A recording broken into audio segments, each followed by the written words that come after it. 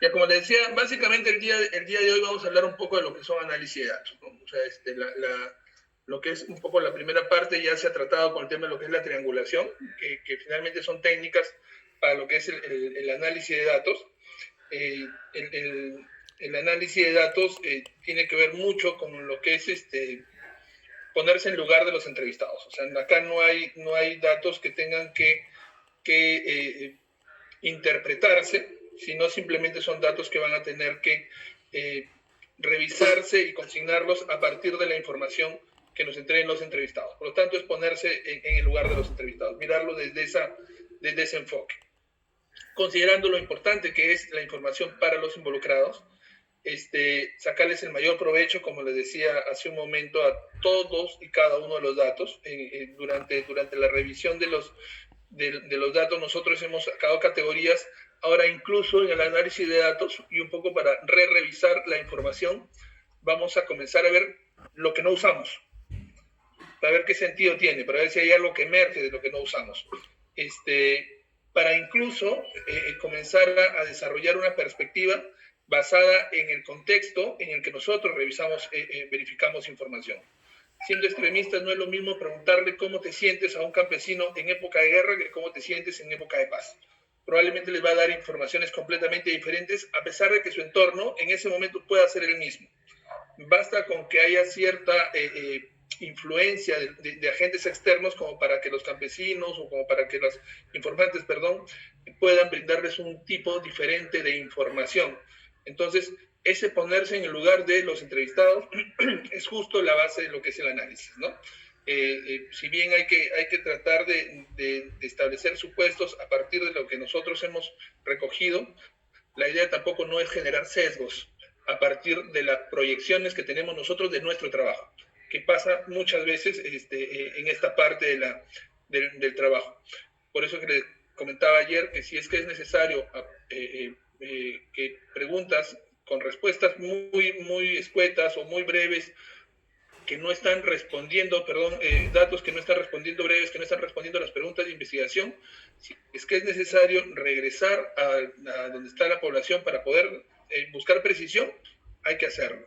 Si es que es necesario trasladarle la información que nosotros tenemos a los entrevistados o a los informantes para que ellos revisen el resumen final y digan, sí, pues eso es cierto lo que yo dije, también es posible hacerlo. Por ello, la necesidad de estar siempre en contacto con los informantes. Hay que desarrollar habilidades de interpretación y conceptualización. O sea, acá van a salir ya conceptos establecidos por ustedes y conceptos donde ya tiene que ver un poco la parte subjetiva. Por eso les decía, cuando mayor cantidad de datos puedan disponer ustedes, mayor objetividad va a haber. Entonces, esa subjetividad de la que estamos hablando al momento de interpretar va a tener cierto grado de veracidad, cierto grado de confiabilidad y de validez. Por eso es que es tan importante que los datos sean datos abundantes y que esos datos tengamos la capacidad para poder sintetizarlos, hacerlos breves y sacar a la vez una nueva idea de la información que nos están proporcionando.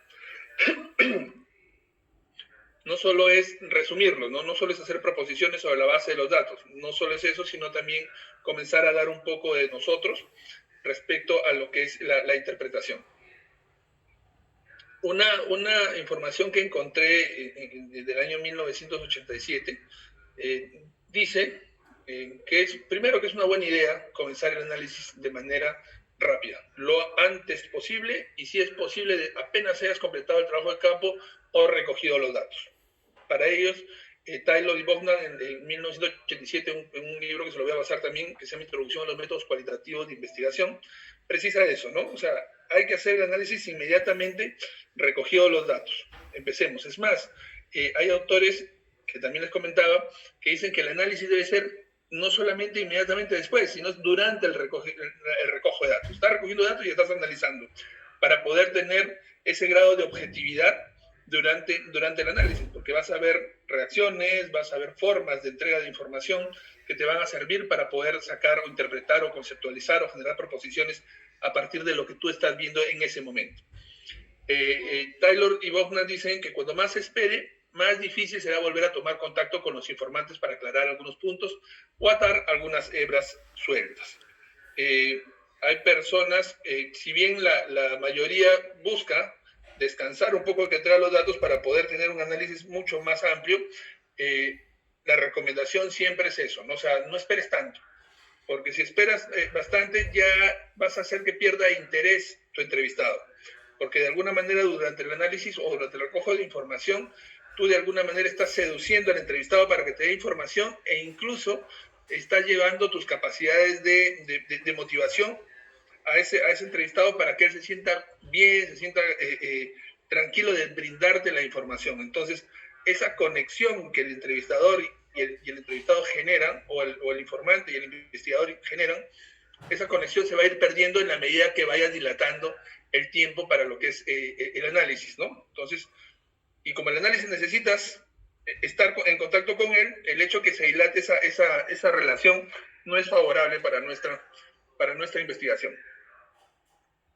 Manifiestan que algunos investigadores tienen contactos ocasionales con los informantes a lo largo del análisis de datos, o incluso después de que los datos han sido analizados y el estudio ha sido redactado. O sea, vas y le entregas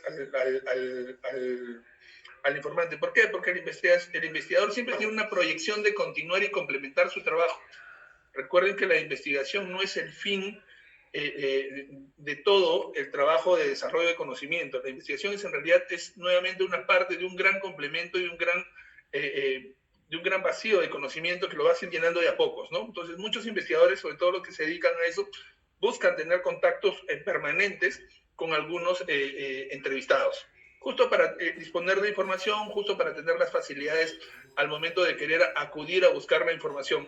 En realidad, esa es un poco la intención en esta primera parte del análisis de datos.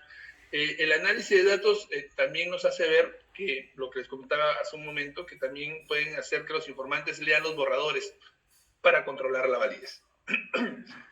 Y no solamente los informantes, los expertos, a través de un juicio de expertos, también pueden leer tu información, no solo para controlar su validez, porque ellos no son los que están informando, sino para ver qué tan confiable es la información que te están dando.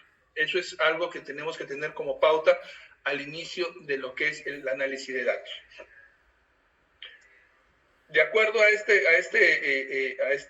estos investigadores, bueno, existen etapas para lo que es el análisis de datos. Uno, ustedes ya la conocen, ya la han trabajado en el módulo pasado, que es el tema de la codificación, pero entre la codificación está primero el descubrimiento de los datos, o sea, ir a la data y comenzar a descubrir, comenzar a familiarizarte con la información que tú luego vas a comenzar a analizar o generar conceptos y proposiciones, y lo que es la relativización de los datos, que supone entender que todos los datos en realidad son importantes, que incluso el dato que pareciera que fuera insuficiente o que no tuviera sentido, es un dato que depende del contexto, puede ser muy útil para la investigación. Entonces, hay que tener en cuenta también que estas divisiones, tipologías que se dan, la pueden dar diferentes investigadores. Hay mucha bibliografía respecto al tema de investigación cualitativa. Entonces, van a encontrar diferentes caracterizaciones, diferentes tipologías.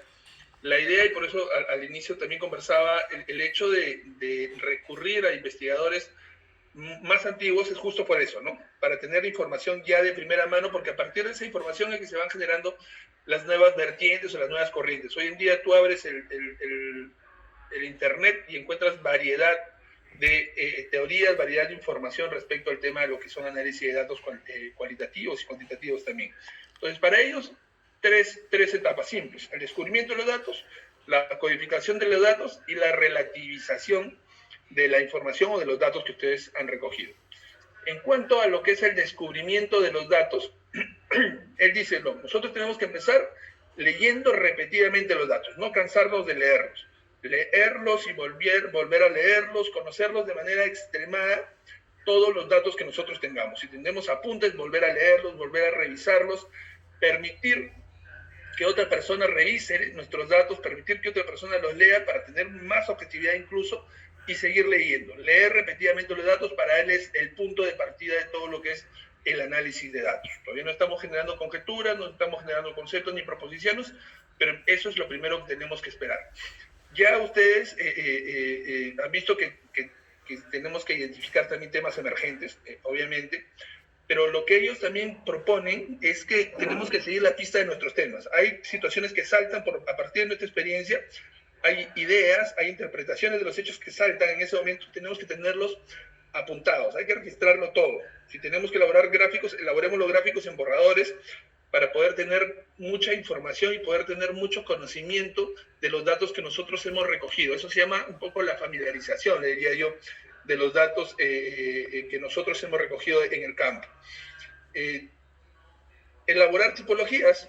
Elaborar tipologías significa un poco clasificar a tus informantes. O sea, ser consciente de que hay informantes que generacionalmente podrían darte una información diferente a la información que podría darte otros informantes de otra generación. Ser consciente en tipologías que hay informantes que por el rango o el nivel mismo que tienen dentro de una organización podrían darte una información diferente a la información que nosotros tenemos, disponemos. Conocer que probablemente las personas por su historia, y hay que identificar esos tipos, por su historia podrían darte informaciones mucho más ricas que otras personas. Entonces, eso tenemos que tenerlo en la cabeza todo el tiempo durante lo que es el análisis de datos. Desarrollar conceptos y proposiciones teóricas, o sea, empezar con las subjetividades solo en tu cabeza, ¿no? O sea, vamos a desarrollar sobre lo que estamos leyendo, puede que esté pasando esto, de repente hablar de necesidad, él está hablando de necesidad porque él ha venido de trabajar de un lugar donde no se asignaban 5 motocicletas para el patrullaje motorizado, sino se asignaban 10 o 15. Conocer un poco el contexto en el que se movió y hasta qué punto ustedes lograron intimar con las personas que les han brindado información. Entonces, conocer extremadamente sus datos, dejar que otros revisen nuestra data, volvernos, como les comentaba también ayer, volvernos abogados del diablo, ¿no? No por el solo afán de contradecir a tu compañero, sino simplemente de buscar si tu compañero tiene la información. O sea, porque recuerden que en la matriz al final te dicen, oye, ya, tienes toda esta información, ¿responde o no responde a tu pregunta de investigación? Ahí es donde el abogado del diablo aparece. ¿Pero por qué responde? No, yo no creo que no responda por tales motivos. Para que la otra persona y el mismo abogado del diablo comiencen a brindar datos que te digan, sí, pues esto sí responde, no, esta información todavía le falta complementar con otra información. Regístrenlo todo estén registrándolo, apunten, si se les ocurre idea, apúntenla, elaboren gráficos, tengan un diario, si es posible, para lo que es la revisión y el análisis de información, identifiquen pautas, identifiquen patrones, clasifiquen, como les comentaba hace un momento, a sus informantes, construyan conceptos o proposiciones comunes a partir de la triangulación. O sea, ustedes ahorita lo que están haciendo es una triangulación por técnica. Tienen diferentes técnicas, han puesto una información resumida que la han generado en el módulo pasado. Entonces ahí están triangulando. Comiencen a leer, volver a leer, seguir leyendo y comenzar a identificar pautas, comenzar a identificar un resumen de esa información, qué es lo que se repite, qué es lo que se contradice, y si es necesario, ver la forma de ajustar esa información con más información. Entonces, eso es prácticamente lo que el análisis nos permite en estos momentos. No olvidar leer el material bibliográfico. Eso sí, es muy importante que los elementos teóricos, el sustento de la información que ustedes han generado durante la revisión de los antecedentes, porque ustedes han revisado antecedentes, por eso es que es tan importante sus antecedentes, establecer hasta qué punto ese antecedente favorece o ayuda o de alguna manera influye en la información que nosotros vamos a recabar durante los datos. Entonces no olviden de leer el material bibliográfico, ténganlo a la mano siempre. ¿Para qué? Porque eso les va a dar cierto sentido a los datos que ustedes van a darles, cierta orientación a los datos que ustedes tienen. Eso les va a favorecer la interpretación, porque ha habido personas que han interpretado datos similares. También les va a ayudar a fortalecer la construcción de información. Y sobre todo en estos casos cualitativos donde no es muy común, nosotros tenemos tan sesgados dentro de nosotros el paradigma cuantitativo, que todo lo vemos cuadros y gráficos, y para el tema cualitativo el cuadro, el gráfico en realidad es un complemento de lo que realmente sirve como parte de nuestra información, que es la narración. O sea, los estudios, el material bibliográfico de temas cualitativos les va a servir incluso para darle rigurosidad a la presentación de sus datos, de cómo se presenta. Entonces, hemos tenido experiencias, tengo experiencias con ustedes, de que se han ahondado en el tema de los cuadros, ¿no? Y los cuadros es un complemento. La información cualitativa como tal tiene que ser o formar parte de narraciones, de una lógica narrativa para poder presentar tus datos. Entonces, el material bibliográfico que tiene este perfil cualitativo les va a ayudar justo para eso, para que sus datos sean más rigurosos al momento de ser presentados, para ver el cómo se ha presentado. Entonces, no olvidar para nada estar y tener a la mano leyendo el material bibliográfico siempre. Eso es algo que no pueden dejar de lado al momento de hacer el análisis. Y bueno, y se viene el paso del tema de la codificación, que es básicamente la matriz de hallazgos, ¿no? O sea, la matriz de hallazgos es un poco el instrumento que se ha utilizado, que ustedes han utilizado para ver lo que es la codificación de los datos. Ya saben, ustedes desarrollaban categorías, ustedes ya lo han trabajado. Leía en este libro que hay personas que pueden encontrar 200, 250 categorías con toda la información, ustedes han encontrado 60 inicialmente. Va a depender la categorización, algunos de ustedes, ¿no? De hecho, que han encontrado más de 20 inicialmente, esas categorías inicialmente buscas categorizarlo todo sabe mucha información. Va a depender mucho de cuánta información tengas para generar categorías. Luego esas categorías las vas uniendo, vas formando nuevas categorías, macrocategorías, si es que tienes demasiadas, o de frente formarás metacategorías, y poco a poco esas las vas clasificando, vas haciendo que esas categorías las codificas y vas haciendo que esos códigos se ajusten a los datos que tú necesitas, obviamente a las preguntas de investigación que ustedes ya lo han estado haciendo, han clasificado, han categorizado, luego de categorizar, han hecho metacategorías y las han asociado a una pregunta de investigación. Estas categorías responden a esta pregunta de investigación, para luego hacer lo que es una separación de los datos. En la matriz, la separación de los datos es aquellos fragmentos de información que tenían en las entrevistas que las ponían dentro de la matriz. Es un poco el tema de lo que es la codificación. En esencia, es lo que ha sido nuestro módulo número 3 y que ustedes ya tienen bastante información. Todavía hay que afinar alguna, pero ya tienen casi el mayor porcentaje de información en ese sentido. Sin embargo, esto va a servir también para que nosotros veamos qué nos está sobrando, qué información nos está sobrando, porque no toda la información la cogemos siempre. Hay información que nos está sobrando que a la vez nos va a servir para afinar nuestros datos, para hacer que nuestros datos sean más finos, sean mucho más objetivos, de mejor análisis. Entonces, esta parte llamada codificación es nuestra matriz de hallazgos que ustedes la tienen preparadita. Y finalmente, hablemos de lo que es la relativización. El ejemplo de que por un lado te dicen que es 6 y por otro lado te dicen que es 9 es un ejemplo claro de lo que es relativizar, ¿no?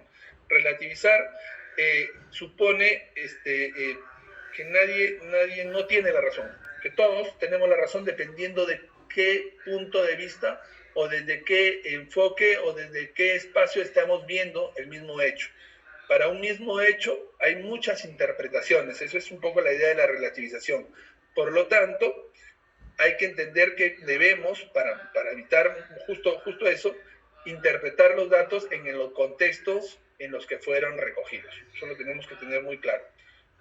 Si no queremos estar relativizando y queremos de alguna manera generar una teoría fundamentada mucho más sólida, entonces tenemos que interpretar los datos dependiendo del contexto en el que fueron recogidos. O sea, tenemos que ponernos en el lado del 9 o en el lado del 6, para no tener mucha interpretación.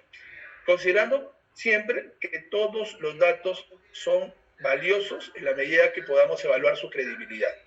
Y para poder evaluar su credibilidad, nos vamos a tener que poner en el lado de nuestros informantes y a partir de ese lado comenzar a analizar. O sea, pensar, como diría un profesor muy famoso que tiene su videito del BBVA, pensar con el cerebro del otro. Esa es un poco la idea, para evitar la relativización. Porque si no vas a comenzar a entender la información de ustedes, la información de otras personas que no forman parte de nuestras muestras o de nuestros informantes, a darte mucha información. Entonces nuevamente vas a comenzar a relativizar, ¿no? Entonces esa relativización busca que nosotros interpretemos los datos en el contexto en el que fueron recogidos. ¿Y eso qué significa? Tenemos que tener en cuenta y tener claro qué datos solicitamos y qué datos no solicitamos. Y sobre todo ponerle mucho énfasis en esos datos que solicitamos como producto de repreguntas que se hicieron durante la investigación. Ustedes llegaron con una guía de entrevista, llegaron con una guía de grupo focal, llegaron con una guía de observación, y en el camino se dieron cuenta, mientras hacían el trabajo de campo, que había que hacer algunas repreguntas. Tenían que sugerir algunas preguntas a partir de lo que el propio entrevistado les daba, ¿no? Porque finalmente eso que el entrevistado les daba en ese momento de información a partir de su primera pregunta, les generó una duda nuevamente. Y esa duda los llevó a hacer otra pregunta, por lo tanto, a solicitar un nuevo dato. Tener en cuenta por qué solicitaron ese dato o por qué no lo solicitaron. Reevaluar, como dice acá, aquella información recabada a partir de preguntas sugeridas por el investigador durante el trabajo de campo. Aquellas preguntas que emergieron durante el trabajo de campo, porque nosotros no sabíamos, pues, que, por ejemplo, que en tal sitio solo había patrullaje renting y no había patrullaje tradicional. Sin embargo, íbamos con la idea que se iba a poder ver los dos temas. Nosotros no sabíamos que en Villa María del Triunfo, probablemente iba a ser nuestra principal dadora de información, el personal que está por allá. O no pensábamos irnos a trabajar a Chorrillos o irnos a trabajar a Villa. Entonces, todos se generó dentro de la primera parte de recogida de datos, se generaron ciertos contextos que los llevaron a ustedes a repreguntar, a generar nuevas situaciones. Entonces, eso es justo lo que nosotros queremos al momento de que ustedes analicen los datos, que ustedes recuerden esa información para que contextualicen su análisis. Reconocer que hay una influencia del observador sobre el escenario, lo que les comentaba al inicio de clases, ¿no? O sea, una cosa es ir como observador a un lugar donde mi colega está trabajando en esa comisaría y puedo sacarle mucha información y puedo observar, y otra cosa es ir a ese lugar como un ciudadano más y observarlo desde el punto de vista de un ciudadano más en la medida a partir de los límites que te ponga la propia institución. Y otra cosa es mirar de afuera cómo funciona una organización. Entonces, esa influencia de ustedes como observadores tenemos que reconocerla. Hay que reconocer qué implicancias han tenido nuestra participación. Por eso se habla de observación participante y observación no participante. Fueron participantes ustedes dentro de su trabajo de observación. Su observación es lo suficientemente buena como para poder desarrollar o dar a conocer o comprender un hecho o un fenómeno, o necesita ser reforzada, necesita ser reestructurada, necesitamos ir de nuevo a revisar esa información. ¿Quién estaba allí? Es otra consideración que nosotros tenemos que tenerla clarísima, ¿no? ¿Quién estaba allí? Los acompañantes, los informantes, genera una influencia durante el trabajo de campo. De repente el acompañante lo acompañó su esposa, o lo acompañó su hijo, o de repente su oficial lo acompañó el oficial, o lo acompañó otro colega con el que no se llevan muy bien. Entonces, a partir del reconocimiento de qué persona formaba parte de ese grupo o de esos entrevistados, de su entorno, forma parte del entorno de esos entrevistados, nosotros vamos a reconocer si esa información tiene mucha credibilidad, que ojo, no estamos evaluando la credibilidad, pero al menos vamos a evaluar un poco la validez. Entonces, y ver, por eso les comentaba también la vez anterior, ver que ir nuevamente a preguntarle para ver si responde lo mismo, o si no, o ya es suficiente con esa información porque lo entrevistamos y consideramos, y ahí viene un poco la parte subjetiva, consideramos que el señor nos dio toda la información que podíamos darle porque nosotros fuimos lo suficientemente concisos y minuciosos para poder extraerle esa información, lo suficientemente seductores para poder hacer que esa información que nos dé nos la brinde de manera muy amplia, con la mayor apertura posible. Eso es algo que tenemos que considerar al momento de ver el tema de considerar la relativización. Y finalmente, ver o valorar los datos indirectos o los datos directos, ¿no? ¿A qué se refieren? A veces nosotros estamos hablando de, no sé, patrullaje, y por ahí les dicen, ¿saben qué? Hay castigos. O sea, hay una información entre líneas, y por ahí alguno de ustedes ha sacado esas llamadas categorías emergentes que nada tienen que ver con la propuesta inicial de las preguntas de investigación, pero que sí aparecen dentro de esta información. La necesidad de que policías de turismo hablen otro idioma, y que aparece, que no aparecieron en las preguntas iniciales, pero aparece como emergente. Entonces, esos datos entre líneas, el hecho de que el personal pueda ser muy castigado o que tenga un jefe que no esté gestionando bien el trabajo de los recursos humanos y los recursos logísticos en la policía, y nosotros podemos irle preguntando sobre, ¿y qué te parece tal fenómeno, tal proceso, ¿no? Cuando ellos están diciendo, no, acá el problema es el jefe es el único problema. Entonces, esa lectura entre líneas hay que valorarla. Esa lectura que los informantes nos han dado, tenemos que tener en cuenta siempre que pueda aparecer, que es algo emergente y que por lo tanto tenemos que reconocerlo ahí. También hay que evitar la influencia de algún prejuicio al recoger los datos, ¿no? A veces tú vas y dices, él es mi informante clave es fulano de tal. Entonces, al poder sesgar la información clave en una o dos o tres personas, probablemente estás perdiendo información de las otras personas que te la están brindando, pero que tú, como ese es tu informante clave, ese es el que sabe al momento de ser entrevistado, no le estás haciendo mucho caso a la otra información y te puede generar un sesgo, ¿no? Entonces, hay que evitar esa influencia de algún prejuicio al recoger los datos, y recordar siempre que nosotros como instrumento de recolección de datos tenemos una visión de vida, una proyección, una forma de ver el mundo basado en nuestra historia. Eso hay que reconocerlo siempre. Nosotros tenemos una historia, y como historia y como producto de esa historia tenemos una proyección, tenemos una opinión, tenemos un punto de vista. Entonces, para evitar ese sesgo, tenemos que comenzar a hacer una autorreflexión crítica de nosotros mismos. Si no empezamos con eso, vamos a llegarnos a pensar que la información que estamos proporcionando, la nuestra, es la más importante, sirve, como les dije, pero sirve dentro del marco de un constructo, de un grupo de información, no como algo que influya en la información que les han proporcionado las personas. Algo rapidito, que es un ejemplo así muy sencillo para que lo tengan ahí. Por ejemplo, acá pareciera que estuviéramos haciendo el tema de la codificación, pero en realidad lo que estamos haciendo es verificar, hacer un primer análisis, ¿no? O sea, acá lo que se ha hecho es, como les decía, preparar la data, separarlo. Y dice, esta jurisdicción tiene varios puntos críticos, por ello el patrullaje motorizado se realiza en base al mapa del delito.